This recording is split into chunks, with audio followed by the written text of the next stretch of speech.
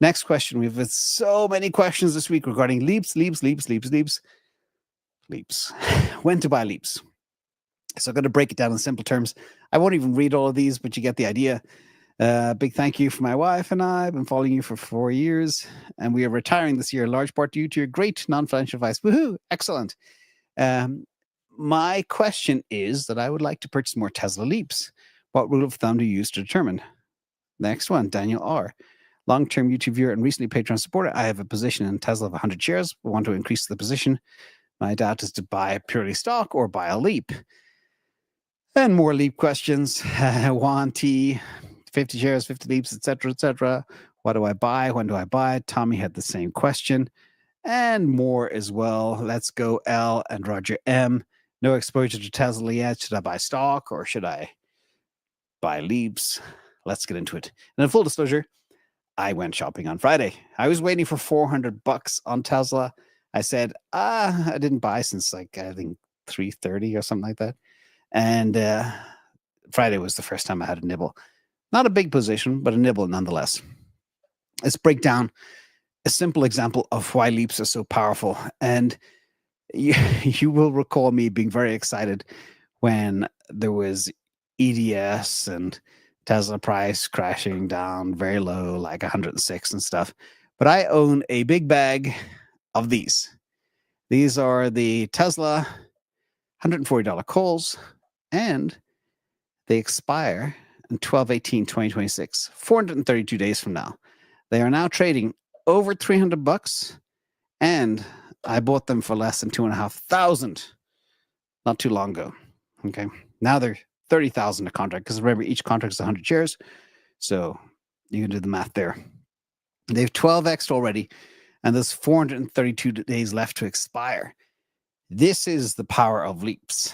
If I had bought just the equity, I'd have 3x my money. By the leap, by 12x, but you need the price to go up. And if you also knew what I did behind the scenes here in this, it would be even wilder too. But let's do a little experiment. So I went and looked at the most active leaps, strikes, and expiration on Friday. And we're going to run some numbers against these positions to see exactly what's happening. So you see, this is the most active leaps, the number of contracts. Somebody bought a truckload of 780 strikes, which expired January 15th, 2027. The 2011 contracts, somebody else, probably the same person, bought the 880s, 2005 contracts. And then the $700 strikes, 1,058. Everybody is going nuts buying these out of the money contracts. I'm going to analyze each one of all of them across different price scenarios. Now, first, I'm going to show you my super sandbag price prediction model based on the Elon Musk compensation plan. As I said before as well, never before in history have we had somebody lay out a 10-year plan which is tied to price, market cap, and things that are, I believe, all achievable with some very good execution. And these are what I call my super sandbag Tesla price targets given the comp plan. Wild. Now, things don't really start kicking off until 2028, 2029. Although 2026 is going to be extremely bonkers, and 2027 absolutely off the hook. But it takes time for the prices to reflect in the stock, because you have the Wall Street analysts who take their little pencil and they put the little earnings per share in the little box, and they look backwards. They don't look forwards. They don't know what's coming. But this is what's coming. And you can go to anybody out there. You go to the Cern Bashers of the world, the Joe Bactis, etc. Both 3 years ago, I made a video, 8 ways to 8,000. And again, I was laughed out of the room. Now everybody has $8,000 targets, at least, or 10,000 or 12,000 or more. So again, it's important to think about the price and then help you determine what strike to buy. Does it make sense to YOLO into 880 strikes? We'll cover that right now. So what I did was create a little spreadsheet and different price targets. 656 price target. Again, super sandbagged, super bearish. But what would happen if you bought the 780 and 880 calls, 700 calls, the 960 calls? You lose it all. Somebody's buying 960 calls for $23. Again, if it goes to 1,000 real fast, yeah, you'll do well. But it's so far out of the money It's kind of crazy. So you'll see as well, this is the ROI on the very right-hand side. The title is cut off, my bad. But you can see how much you make. So if you look at price going to 656, you look at the most active leaps.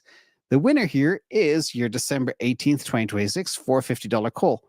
Again, you're not going too far out of the money to maximize your ROI. What happens if price goes up? 700 price is achieved. And you can see here, the winner is still the 450 call, 159.82. Four of them are a complete total loss. Let's look at the $800 price target achieved. Again, you still have losses for things that are out of the money. You make a tiny little bit on some, but you lose on others. And again, the winner is now the December 18th $500 call, 271.52% ROI. And let's go a little higher. Let's go $900 price target achieved. Again, you still have a total loss on the 960 call, and the 880 call makes a fraction, but you still lose 33%. And the rest you make money on. But the winner here, again, very tight between the $500 call and the $600 call. $500 call gets you 395% return on investment, and the $600 call gets you 388. But even at those, compared to the price now of, say, $400, price goes to $900. You can do the math. Is it better off to buy a leap or just buy the stock or buy the stock on margin? And to summarize this, the way to play is, again, look at the strikes. And I show you the rules that I use, unless it's a crazy situation. But here, if you have your target range, your scenario of the price, like are we going to 657 or 701 or 801 or $901? The best ones to buy all the time from the most active calls are $450 to $500, depending on how bullish you are. If you're going higher up on price, you can go out a little bit higher in strike to get better returns. Now, the rules of thumb I use for leaps, and I've spent my life buying leaps. I've been doing it for more than 30 years. Best risk reward zone. You can maximize convexity while avoiding total loss at 700. You go at the 450 to 600 range. But my rule, always buy, if you can, at least at the money or a little bit in the money when possible. And at very, very oversold conditions, for example, Tesla falls to $106 because of some Twitter fear and you had to sell shares, dump the price down hard. Then you go absolutely ape and you can buy out of the money. If the stock's at 106, you can buy 140, 130 calls because you want to maximize your spend to get as much exposure as you can. But when we're in this situation, you should always buy at the money or a little bit in the money, and always compare that as well to your price target and looking to the, if you just buy on margin 50% down. Oftentimes you do not want to spend a lot of money on time. So again, and it's also dynamic. These prices will change tomorrow when the market opens.